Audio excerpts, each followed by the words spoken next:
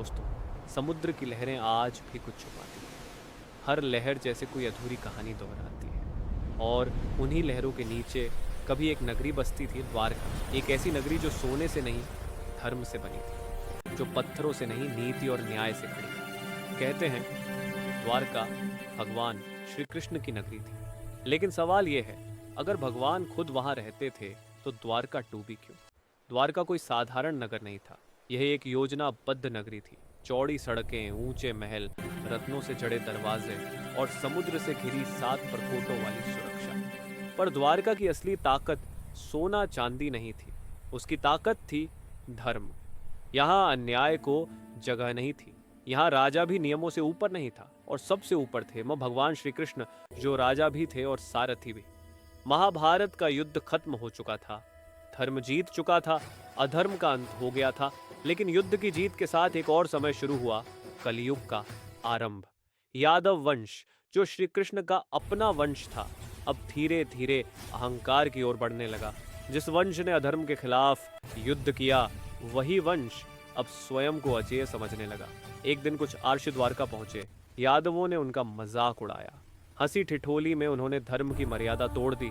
आर्षियों ने चेतावनी दी, लेकिन चेतावनी को हंसी में उड़ा दिया गया। तभी आर्षियों ने कहा, जिस वंश ने धर्म की हंसी उड़ाई है, उसी वंश से उसका विनाश होगा। ये कोई साधारण श्राप नहीं था, ये समय का निर्णय था।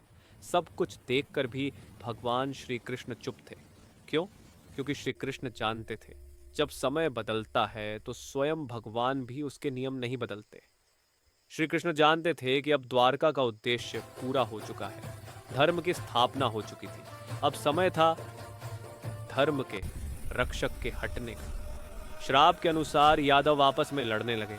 जो कभी एक दूसरे के लिए जान देते थे, अब वही एक दूसरे के खून के प्यासे बने। कोई बाहरी दुश्मन नहीं आया, कोई युद्ध नहीं हुआ। वंश का अंत अहंकार से हुआ।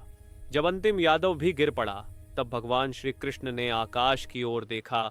उनकी आंखों में दुख था, पर पछतावा नहीं। एक शांत जंगल में भगवान श्री कृष्ण ध्यान में बैठे थे। एक शिकारी ने उनके पैर को हिरण समझ लिया और तीर चला दिया। श्री कृष्ण मुस्कुराए, क्योंकि उन्हें पता था यह अंत नहीं, यह एक लीला की समाप्ति है। उनके शरीर का त्याग इस धरती के लिए एक संकेत था। श्री कृष्ण के प्रस्थान के बाद समुद्र ने अपनी सीमा लांघ दी। धीरे धीरे लहरें आगे बढ़ी, महल डूबने लगे, सड़कें गायब होने लगी, परकोटे टूट गए। द्वारका एक ही दिन में नहीं डूबी। ये एक प्रक्रिया थी, जैसे समय अपने निशान मिटा रहा हो। कहते हैं समुद्र ने द्वारका को नष्ट नहीं किया, उसने उसे अपने भीतर सुरक्षित कर लिया। लंबे समय तक द्वारका को सिर्फ कहानी माना गया, लेकिन समुद्र के नीचे जब संरचनाएं मिलीं, दीवारें, पत्थर की सड़कें और योजनाबद्ध निर्माण, तो सवाल बदल गया। अब सवाल ये नहीं था कि द्वारका थी या नहीं, अब सवाल था, क्या हम इतिहास को सही तरह से समझ पाए? द्वारका इसलिए नहीं डूबी क्योंकि वह पापी थी, वह इसलिए डूबी क्योंकि उसका समय पूरा हो गया था। श्री कृष्ण ने पहले ही कहा था, जब धर्म का काम पूरा हो जाए तो उसके प्रतीक भी विदा लेते हैं। द्वारका एक नगर नहीं थी, वह एक संदेश थी, और संदेश हमेशा के लिए नहीं होते। आज भी समुद्र के नीचे द्वारका के अवशेष शांत पड़े हैं, शायद इसलिए ताकि इंसान समझ सके, धर्म, शक्ति और वैभव सब अस्थाई है। जो स्थायी है वो है कर्म। और यही था द्वारका का सबसे बड़ा रहस्य। श्री कृष्ण की द्वारका डूबी, लेकिन क्या उसका संदेश आज भी जिंदा है? अगर वीडियो ने आपको सोचने पर मजबूर किया हो तो लाइक जरूर करें और अपनी सोच कमेंट में लिखें।